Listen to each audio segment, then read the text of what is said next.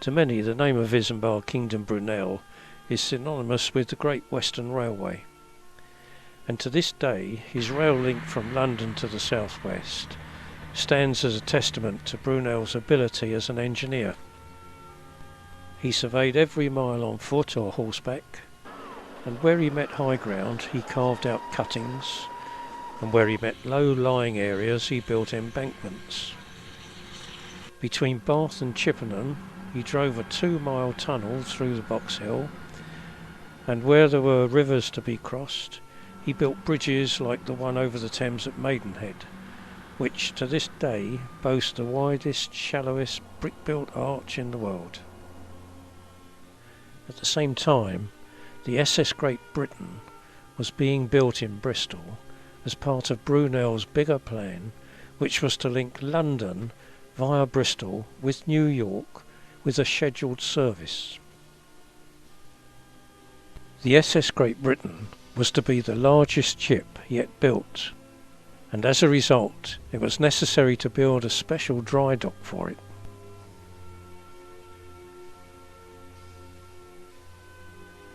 The entrance to the dock was sealed by an enormous bowl-shaped caisson, which was floated into place and then flooded. Although it was built with 6 masts, due to the vagaries of the wind, if the Great Britain were to run to schedule, it would have to carry sufficient coal to keep the boilers and the great engine running continuously throughout the Atlantic crossing. The Great Britain was the first large ocean-going ship to be built from metal. The hull was constructed in the traditional way, but the frames and the planks were all made from wrought iron. Had timber been used, the ship would almost certainly have foundered in the heavy Atlantic rollers. Another feature new at the time was the method of propulsion. Intrigued by the sight of a small boat being driven by an Archimedes screw, Brunel applied the principle to the design of this propeller. It was much more efficient than paddle wheels in use at the time, and only slightly less efficient than a modern screw. The large rudder needed to steer the ship needed a lot of effort from the crew at the wheel on deck, but by placing the turning point of the rudder behind its leading edge, water pressure on the front section helped it to be turned more easily. The Great Britain's massive engine was constructed in a building alongside the dock, and when installed it projected up through 3 of the decks of the ship. The engine consisted of 4 cylinders, each with a 7-foot 4-inch bore and a 6-foot stroke.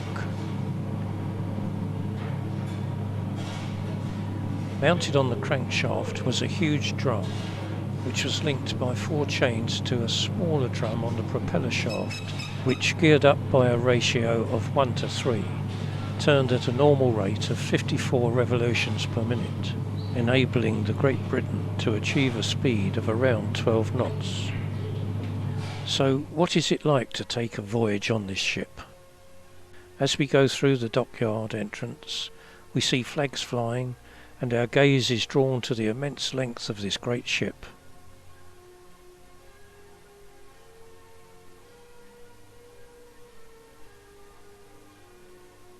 Passing round the magnificently ornate stern, we walk along the dockside past barrels of water, a lifeboat which is also made of iron, a fender, cables, and all the paraphernalia of the shipyard.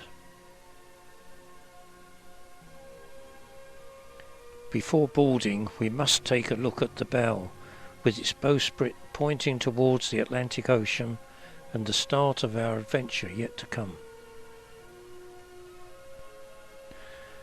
Having climbed the steps to get on board, we get our first sight of the ship from deck level. Forward of the huge funnel there are many encumbrances on deck. Not unexpected are the skylights, winches, anchors and a capstan, and even cows to supply milk for the voyage. But who could have thought to see these curious coops, complete with feed barrels for chickens, to supply eggs for the captain's table and his favoured guests. As we walk back along the deck, there is more space to enjoy a breath of fresh air when the weather is fine. But this is only for the privileged few. On reaching the stern, we see the ship's wheel, which controls the giant rudder, and a skylight providing daylight for the first-class saloons below.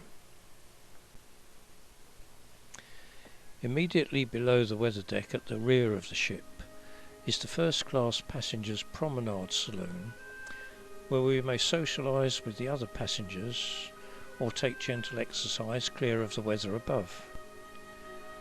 The doors down either side of this deck and the one below lead to the privacy of one's cabin.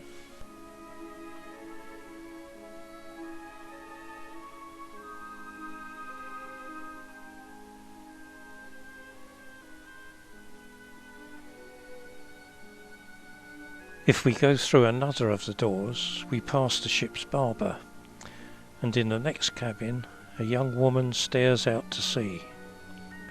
She has just written a letter telling her sister of her nephew who is seriously ill in the cabin opposite, and is worried that her children might also succumb.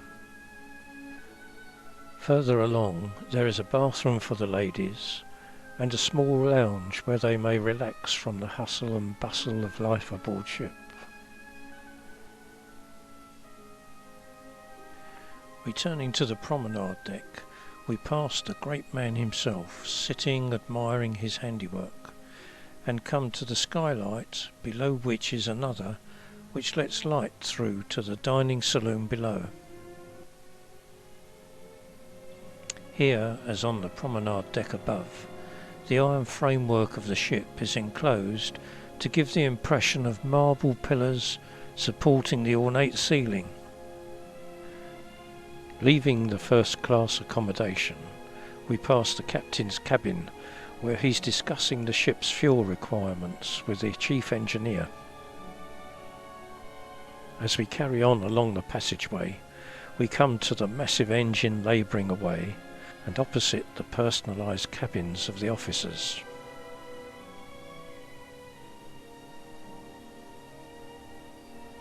Farther on, the galley, lit only by oil lamps and the glow from the ovens, looks rather small for a ship of this size. But apart from the smoked haddock, which is running low, the stores do look well stocked for the voyage.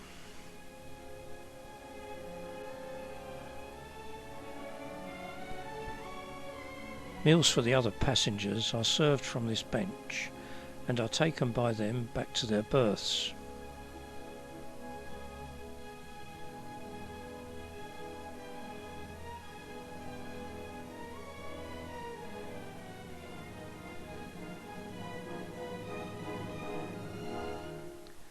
Second-class cabins are very small, and the lack of space often leads to fights.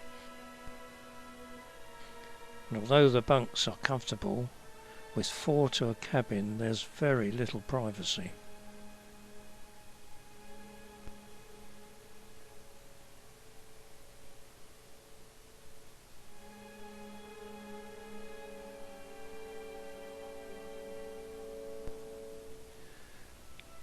For the steerage passengers, privacy is non-existent.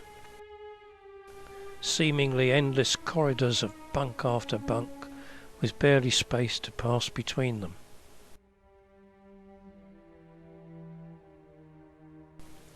Tubs to wash one's clothes are provided, but with no headboards between the bunks, a trip to Australia will seem very long indeed.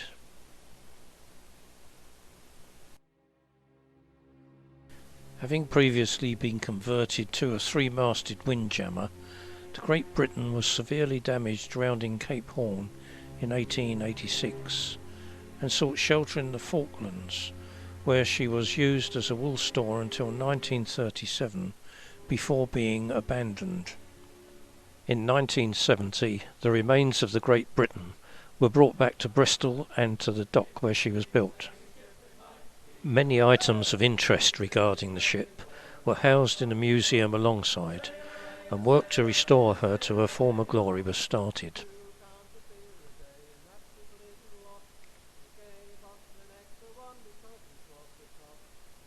In order to prevent further corrosion damage, a glass ceiling was built over the dock at the level of the ship's waterline, and dehumidifiers were installed.